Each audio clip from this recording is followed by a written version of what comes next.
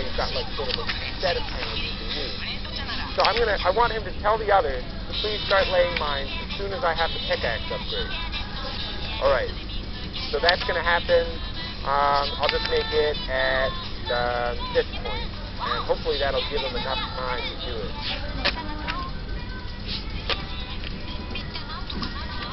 Yeah, so now he's going to build fewer allied units before he starts researching. Gosh, the tiny map. If you can see this accurately, you don't need glasses. Yeah, that's probably too. Right, so they started laying mines, and look at that pattern. Look at the pattern they used. Oh my goodness, they must be somewhat skilled. Can't believe that. But you see the point that I made was that I found a really neat way to make them lay mines in the right pattern. Now maybe you can't really see that well, so I'm going to open up good old-fashioned Mathematica, not that. Good old-fashioned, not that.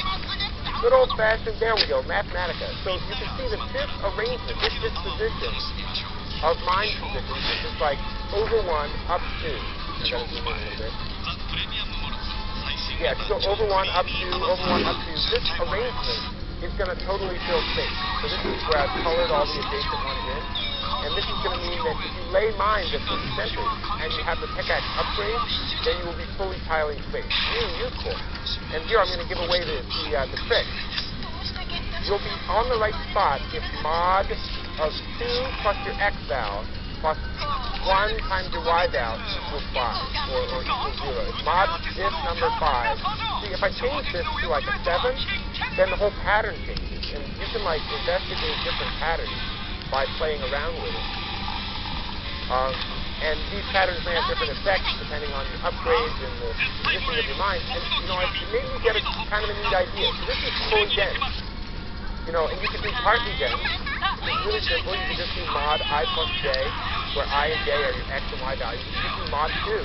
And if that mod 2 is equal to 1, then that'll get you every other tile. So no matter where you are on the map, you don't have to start comparing your allied tile locations.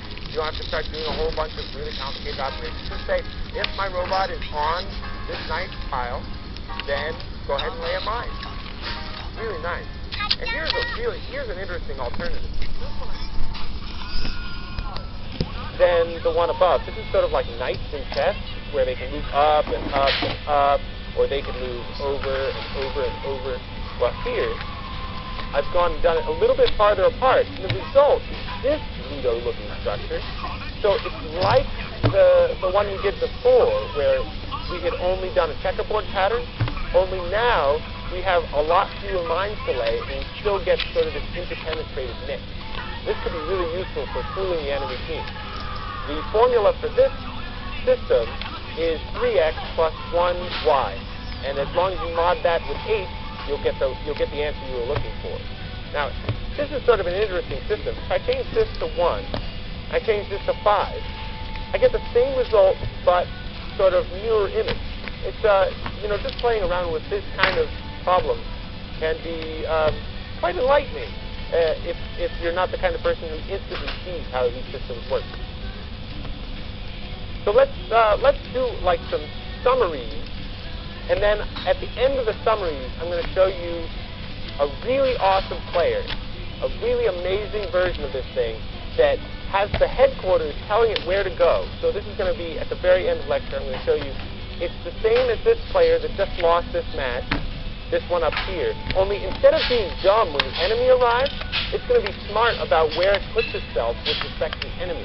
This is to say that it's going to avoid the enemy unless the number of nearby allies is a really high number.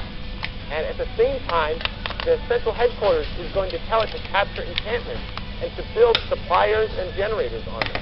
So you're going to start to have a player that just from few little pieces is starting to do everything it needs to do to start winning matches. So I'll show that at the very end after I summarize like some of the things that I've done and some of the things that I think you ought to try out. Because I can put this code together in a certain amount of time, but I can't try every possible combination. So let's go straight on over to here. And I want to just talk about 2 categories. Let's talk about the shape of your system, which is to say the clouds.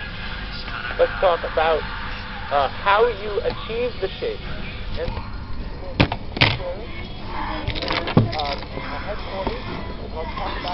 all of headquarters tell the team and you can achieve it using this group mine. So let's do the group mine first.